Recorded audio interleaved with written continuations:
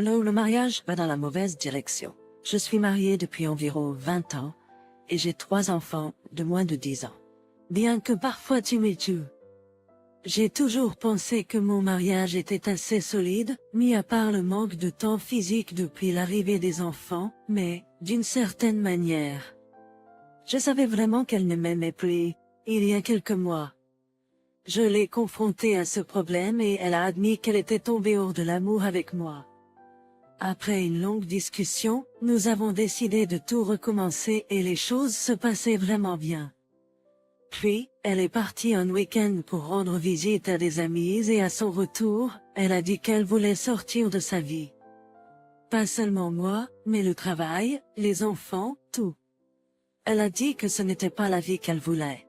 J'avais entendu cela à différents degrés mais jamais à ce point extrême. De plus, elle est devenue très secrète avec son téléphone et son utilisation d'Internet, et pour la première fois, je me suis vraiment demandé si elle me trompait. Je ne crois toujours pas vraiment qu'elle le fasse, mais le doute persiste.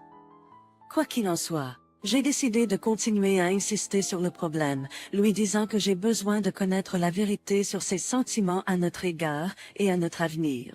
Après quelques semaines, elle admet qu'elle veut une séparation. Elle veut voir ce qui se passe ailleurs. J'ai obtenu la vérité mais maintenant je suis à peine fonctionnelle. Comment puis-je me relever et avancer à partir de là? Dois-je lui accorder une séparation libre et claire pour qu'elle puisse profiter de la vie pendant que j'élève seule nos enfants? Et si elle décide qu'elle veut revenir? Les choses pourront-elles jamais être les mêmes? Cela semble-t-il familier à quelqu'un? S'il vous plaît, si cela vous est arrivé, dites-moi comment vous avez fait face. Commentaire.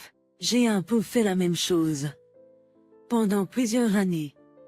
J'avais le sentiment que ma femme ne m'aimait pas. Alors, j'ai commencé à lire de nombreux livres sur le mariage pour améliorer ma part, je suis devenue en meilleure forme de ma vie, j'ai fait tout ce que je pouvais pour aider à la maison, et rien n'a changé de son côté. Rien n'a augmenté son désir pour moi. La différence est que ma femme ne veut pas mettre fin au mariage. Elle veut de la compagnie et une maison intacte. Comme toi, j'ai forcé la vérité hors d'elle. J'ai eu ma réponse et ça a fait mal pendant un certain temps. Je vais mieux maintenant. La plupart diront de divorcer et de la laisser partir pour que tu puisses avoir l'opportunité d'en trouver une autre. Pour moi, j'ai trouvé ma force intérieure et la paix. Je me fais des amis après 20 ans.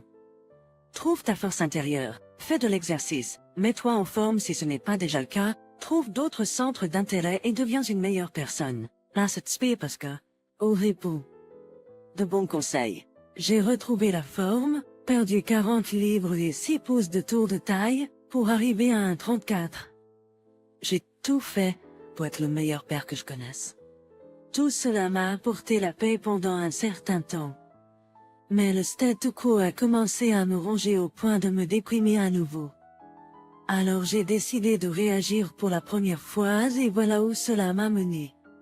Je ne suis pas sûre d'être mieux maintenant, bien que je retardais probablement l'inévitable de toute façon. Il est risqué, mais je ne pense pas que j'aimerais jamais quelqu'un d'autre, je ne suis pas sûre d'en avoir envie un jour. C'est pénible de voir d'autres gars dans une situation similaire. J'espère que ça marchera aussi pour toi. La paix par la force, frère.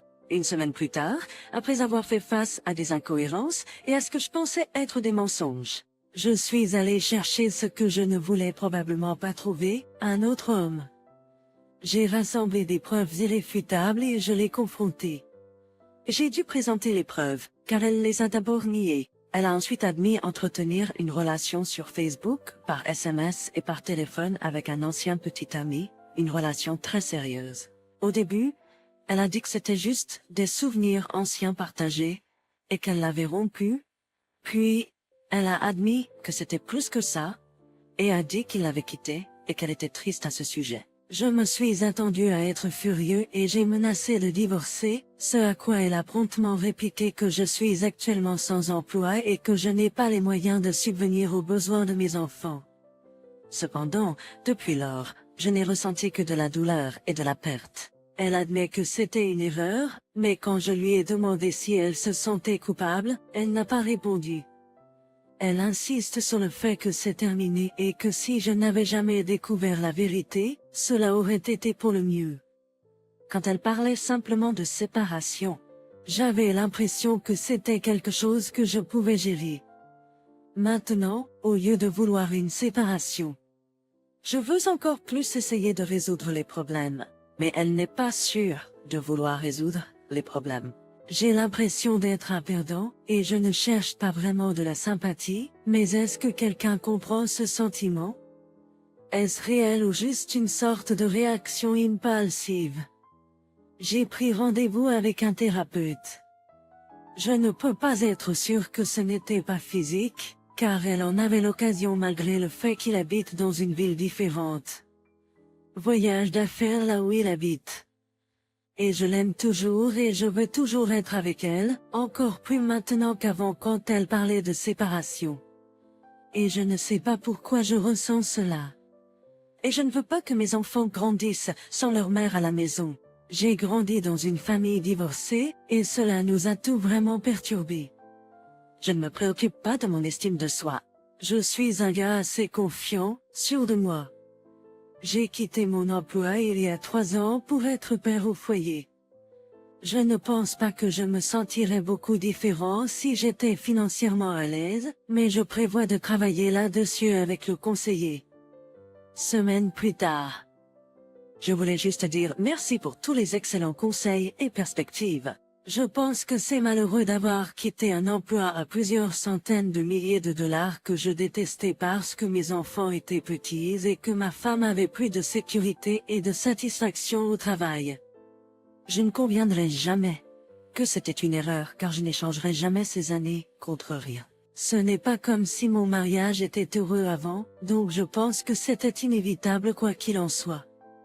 J'avais commencé le processus de démarrer ma propre entreprise avant que tout cela ne se produise, et après l'avoir lu à propos de Monsieur Nisgi et du 180.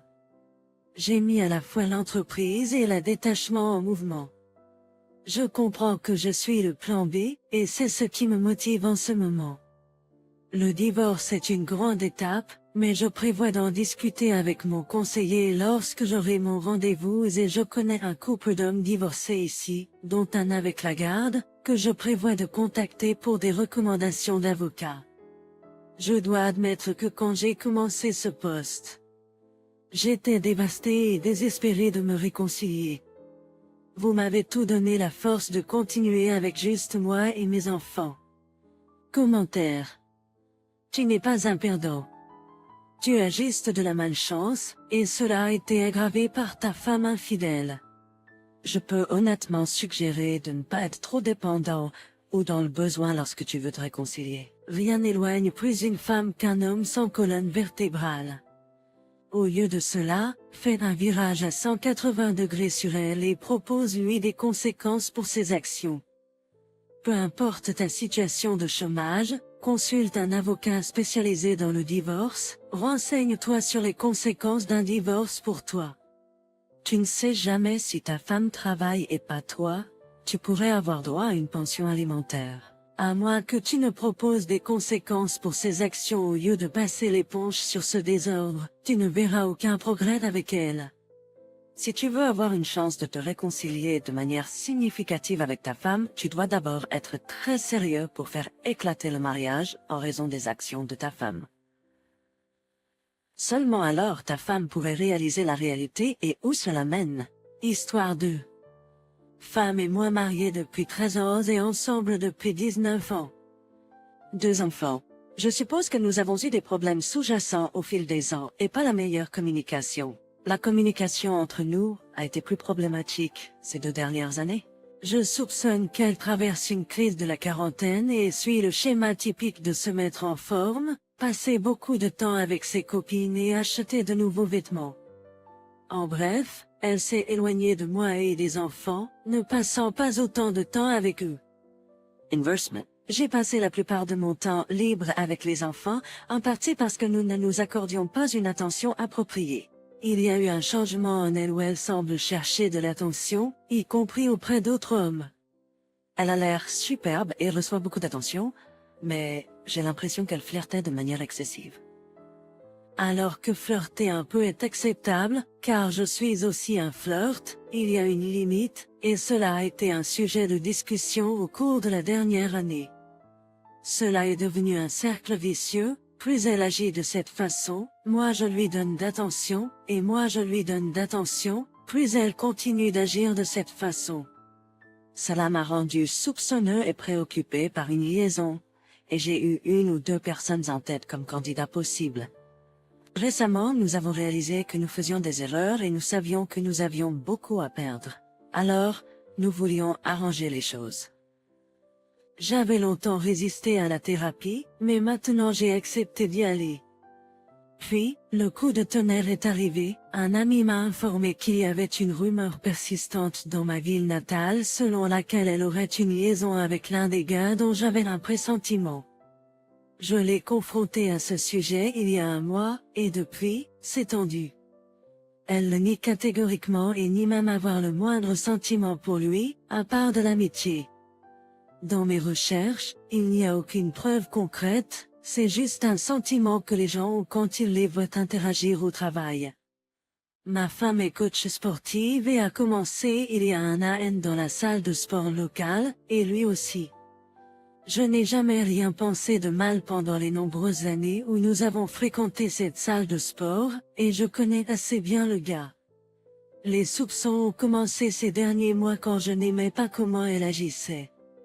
Elle me dit qu'il n'y a rien du tout et veut que nous allions en thérapie pour régler nos problèmes, mais elle est aussi heureuse d'être cette nouvelle personne confiante et ne veut pas changer. Elle est inconsciente de mes plaintes selon lesquelles sa nouvelle personnalité peut être géniale, mais que flirter et chercher de l'attention vont trop loin et nous font énormément de mal. Même s'il n'y avait pas de liaison, cela a fait penser à beaucoup de gens qui en avaient une à cause de la façon dont elle flirte et agit. Mais elle ne le voit pas, et si c'est ce qu'ils pensent, c'est fou et il n'y a rien qu'elle puisse faire pour empêcher les gens de penser ce qu'ils veulent. Je crains de ne jamais connaître la vérité réelle, et cette incertitude finira par ruiner la relation, même si nous restons ensemble. Je pense que je me poserai toujours des questions, car je ne suis pas sûre qu'elle avouerait jamais la vérité car elle sait que ce serait la fin. Au moins.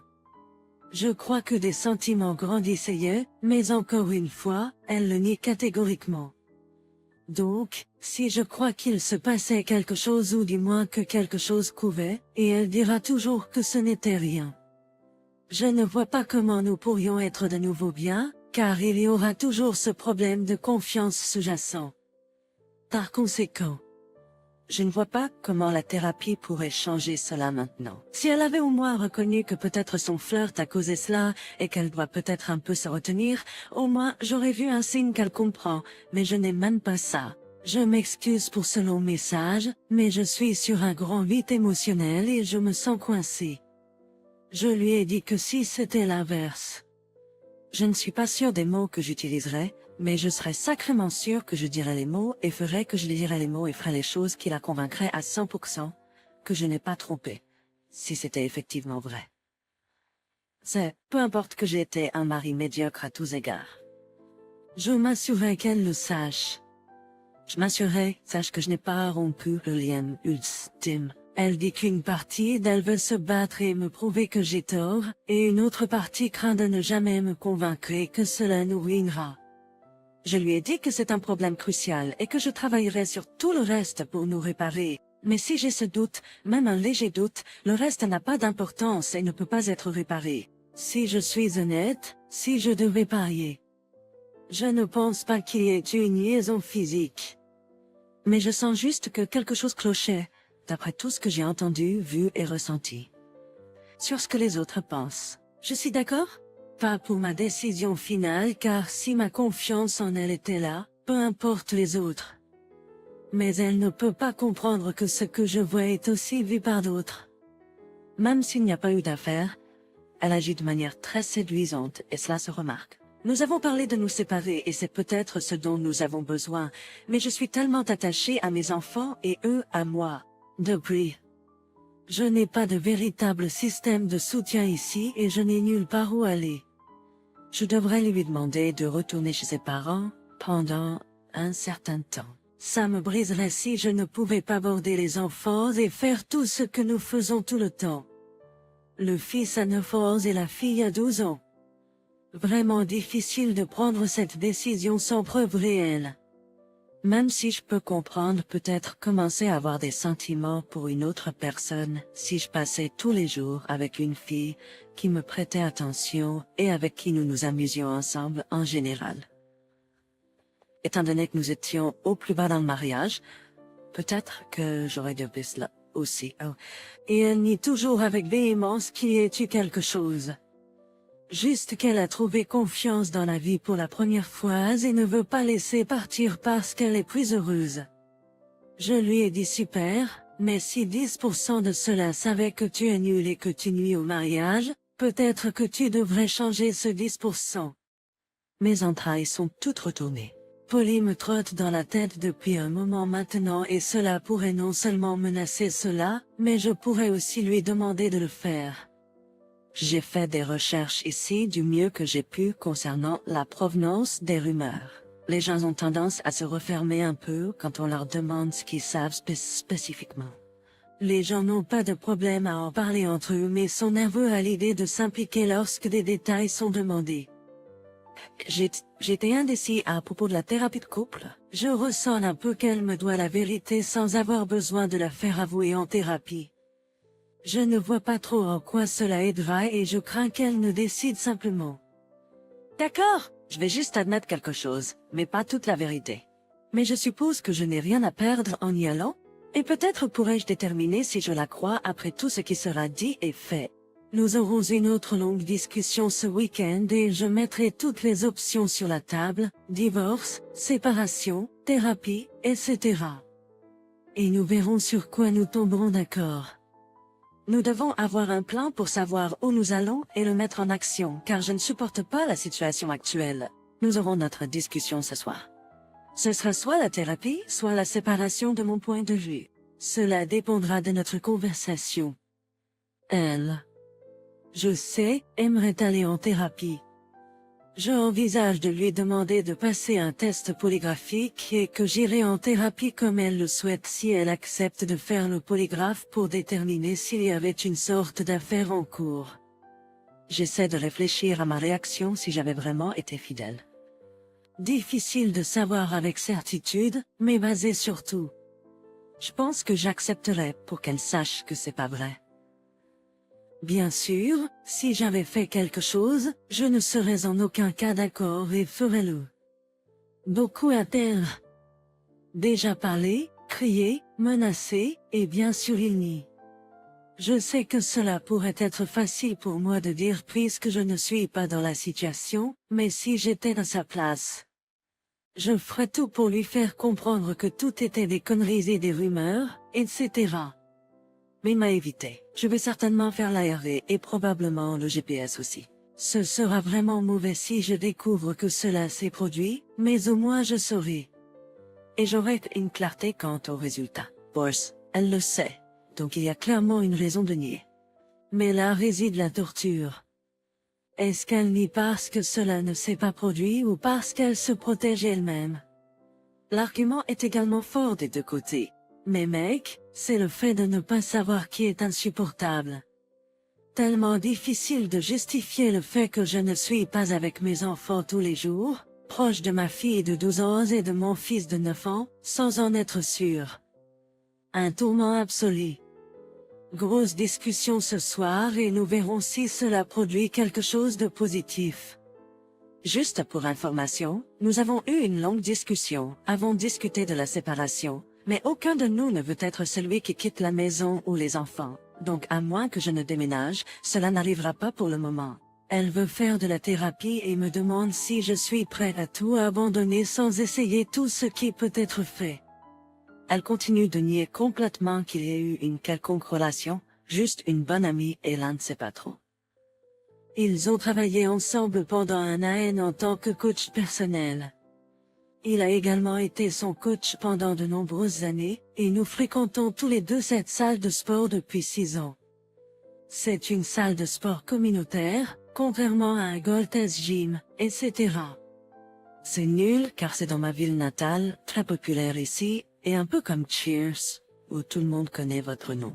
Et maintenant je n'y vais plus, évidemment. Elle ne voit pas non plus comment elle aurait pu provoquer cette rumeur.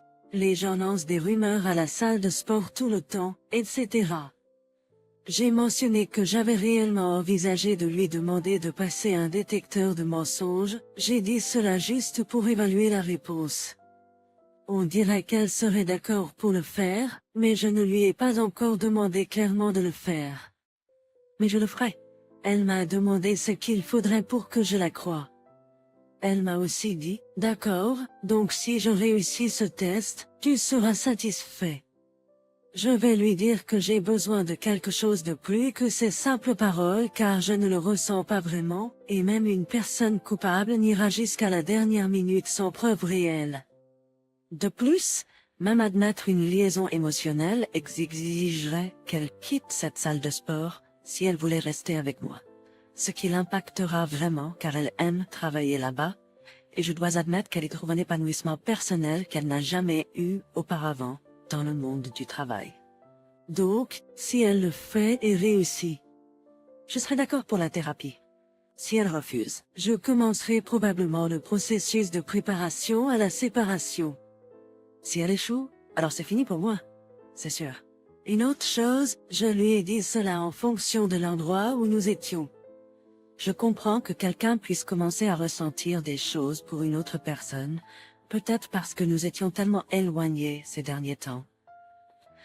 Et que aucun de nous ne prêtait attention à l'autre. Je pouvais voir qu'elle était très préoccupée ici et elle pensait que je lui disais que j'avais développé des sentiments pour une autre personne.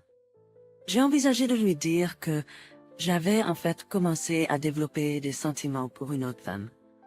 Un mensonge, pour voir si cela lui permettrait d'admettre qu'elle ressentait la même chose. Outre un test de polygraphie demandant s'il y avait une liaison physique, testera-t-il également s'il y avait une relation au-delà d'une simple amitié. Je suppose une liaison émotionnelle. Liaison ou une relation naissante. Parce que si je devais deviner, s'il y avait quelque chose, c'est que ma meilleure supposition en ce moment est qu'il n'y avait pas de liaison physique. J'ai hésité sur le polygraphe car il n'y a pas de preuves tangibles.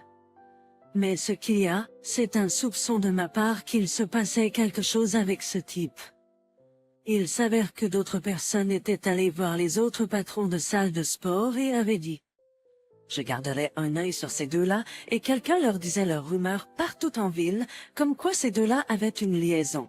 Donc, je ne sais pas si ma suspicion est correcte ou si j'avais une drôle de sensation à chaque fois que je rentrais dans la salle de sport, l'OM se demandait si j'allais venir après lui. La rumeur, au pire, est là à cause de la façon dont les gens les voient interagir au travail et il y avait même une personne qui allait dire quelque chose parce qu'elle se sentait mal à l'aise de les voir flirter tous les deux. Cela, puis sa petite crise de la quarantaine, a vraiment semé le doute dans mon esprit et j'ai besoin de preuves supplémentaires pour étayer son histoire. Le polygraphe, si elle le réussit, et je le ferai absolument pour elle aussi, me donnera une raison de m'accrocher. Elle m'a demandé ce qu'elle devait faire pour me faire comprendre que cela ne s'était pas produit. Ce n'est pas moi qui lui dis ce qu'il faudrait. Des mesures extrêmes pour des moments extrêmes. Croyez-moi, cela me fait mal même d'en arriver à un point où je lui demande de faire cela. J'ai débattu de cela pendant quelques semaines. J'ai envisagé que ce qu'elle dit en thérapie puisse aussi être une continuation du déni. Je suppose que c'est très courant. C'est pourquoi je pense que le polygraphe ne me permettra pas seulement de respirer et de croire que cela ne s'est pas produit, mais me permettra également d'aller en thérapie en ayant confiance qu'elle est honnête. En ce qui concerne le fait de traîner avec le gars, elle travaille avec lui tous les jours encore. Il est toujours son entraîneur personnel et elle suit un cours d'exercice avec lui et au travail également. Il n'y a pas de contact, en dehors du travail, tant que je sache. Et c'est une autre raison pour laquelle je continue à douter un peu. Je puis expliquer que même si la rumeur n'est qu'une rumeur, comment peut-elle continuer à avoir un contact supplémentaire comme le cours, etc.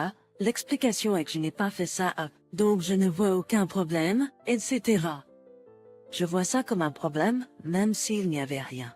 Avec le polygraphe, cela fera partie des conditions si elle veut que j'aille en thérapie pour nous réparer.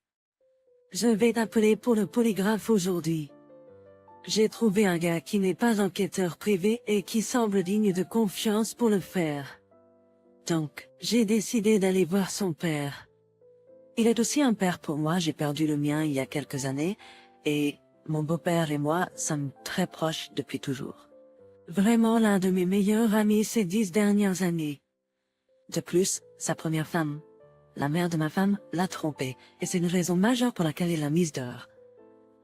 Je lui ai dit que je sais qu'il ne pouvait pas accepter l'infidélité et qu'il devait se séparer. Et je suis pareil. Je lui ai demandé de me dire ce que j'avais besoin d'entendre pour que si je m'éloigne de mes enfants. Je sais que ce n'était pas pour rien. Je sais que c'est sa fille et qu'au final, il doit la soutenir. Mais je pouvais absolument dire en lui parlant qu'il l'avait interrogé de fond en comble à ce sujet. Et il est convaincu à 100% qu'il ne s'est rien passé depuis du tout, y compris quoi que ce soit, etc. Il est facile à lire quand il ne dit pas la vérité. J'aurais aimé que ma femme parle avec la même conviction que lui sur le sujet. Je vais quand même évoquer le polygraphe et si elle le réussit, j'irai en thérapie et je verrai si cela nous aide ou non.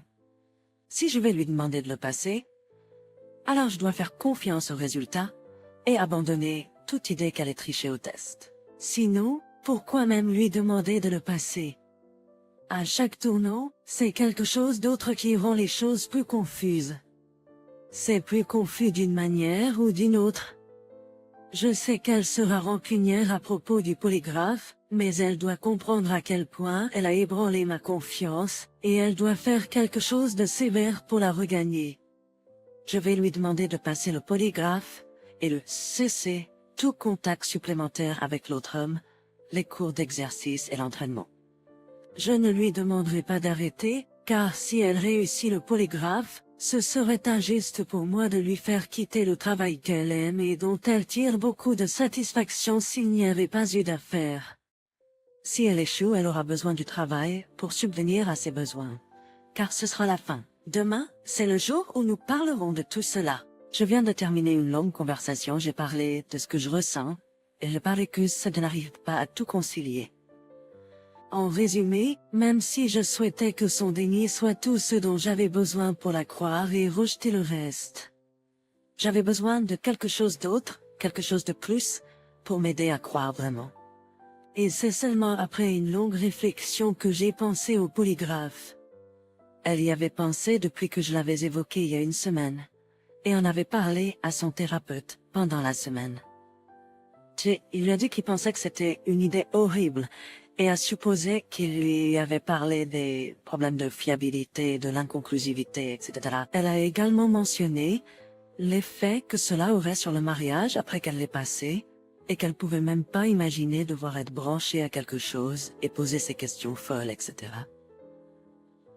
Je lui ai dit que ça m'avait pris beaucoup de temps et de réflexion, pour même envisager de lui demander de faire cela, car cela me fait plus de mal qu'elle ne le saurait.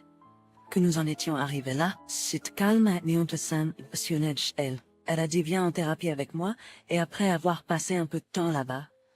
Si tu veux toujours que je le fasse, et que le thérapeute pense que c'est une bonne idée, alors j'irai. Évidemment, le thérapeute lui a dit de dire cela, car aucun thérapeute au monde ne suggérerait jamais de passer un polygraphe. Je lui ai dit que j'avais exactement besoin de l'opposé. Fais le polygraphe, et j'irai en thérapie. Nous avons discuté de la façon dont les choses se présentent.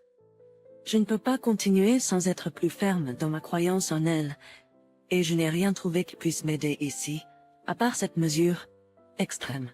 Je lui ai dit de me donner une autre option, et je le ferai sur le champ.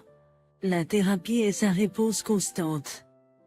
La thérapie aurait toujours pour effet qu'elle nie, et je ne saurais jamais si c'est la vérité ou la continuation du déni. En fin de compte, elle a dit que même si elle souhaitait pouvoir le faire moi, et me montrer qu'elle dit la vérité, elle ne peut tout simplement pas. Et voit cela comme quelque chose qui resterait toujours avec elle, et qu'elle ne pourrait jamais oublier qu'elle a dû le faire. Nous avons parlé de voir un conseiller en divorce et elle ne peut pas croire que nous finirons par nous séparer à cause de cela, etc. Et de fait, nous nous sommes serrés dans les bras à plusieurs reprises au cours de l'heure suivante. Nous avons tous deux pleuré. Nous nous sommes dit que nous nous aimions beaucoup et que nous étions désolés de nous retrouver dans une telle situation. Je sais que le polygraphe me donnerait une réponse, mais j'y avais pensé bien avant que nous en parlions et pendant la conversation, à savoir quel genre de mariage avons-nous, si c'est ce que vous devez faire pour qu'il continue. C'est censé être un terrain sacré et au-dessus de tout cela. Je pense que je passerais un polygraphe si la situation était inversée, mais au moment où les mots sont sortis de ma bouche, tout ce à quoi je pouvais penser était que c'est ma femme et que diable suis-je en train de faire. Soit je fais confiance à ses paroles et à ses yeux, soit je ne le fais pas. Si je ne le fais pas, alors je pars, et si je le fais, je vais en thérapie de front. La chose la plus difficile à faire ici est de croire à son déni, même si ma vie est en jeu. Je dirais qu'elle n'a pas triché. J'espère qu'elle me dira dans les prochains jours qu'elle a décidé, malgré ses réticences, de ne pas le faire. Afin de sauver notre mariage en passant ce test de polygraphie, pour que je puisse lui dire que je ne veux pas qu'elle le fasse. Et que je prendrai la décision seule. Sur la base de ce que je lui ai dit. Je ne pense pas qu'elle croit que je la laisserais s'en tirer si elle acceptait. Mac, j'aimerais qu'il y ait un manuel pour cette folle aventure. Le test de polygraphie, je le dois à mes enfants pour tout essayer, et même au mariage pour voir s'il doit être sauvé ou s'il est temps de partir. Eh oui, je pense pas qu'il y ait eu une liaison physique. Et si je lui disais d'arrêter le contact supplémentaire, encore une fois je ne lui demande pas d'abandonner son travail, et nous allons en thérapie. Je suis sûre à 100% qu'elle le ferait. Sa réponse à pourquoi elle suit des cours est un. Je n'ai rien fait de mal, et c'est insensé et doux. C'est moi qui suis sortie récemment ici et là avec les gars jusqu'aux petites heures du matin, sans ma bague de mariage, que par protestation, j'ai arrêté de porter à la fin de l'été de l'année dernière. Alors pourquoi devrait-elle arrêter sa vie normale, etc. Je sors récemment essentiellement parce que je suis énervée par tout ça. Eh bien tu sais, je pense qu'elle et moi sommes vraiment de bonnes personnes pour tout le monde, et nous n'agirions pas de la même manière envers le prochain homme, la prochaine femme avec qui nous finirions, car les bagages ne seraient pas là. Je vais commencer à me renseigner sur les conseillers en divorce et nos finances pour qu'elle comprenne à quel point nous sommes proches et je lui laisserai quelques jours pour voir si elle aborde à nouveau le sujet du polygraphe. Si rien ne se passe, la thérapie de couple sera la solution et voyons ce que cela apporte. Espérons la paix au pire, quelle que soit la décision finale. Mohamed, êtes-vous déjà allé en thérapie de couple? Subibel, commentez ci-dessous votre expérience et je vous verrai dans la prochaine histoire.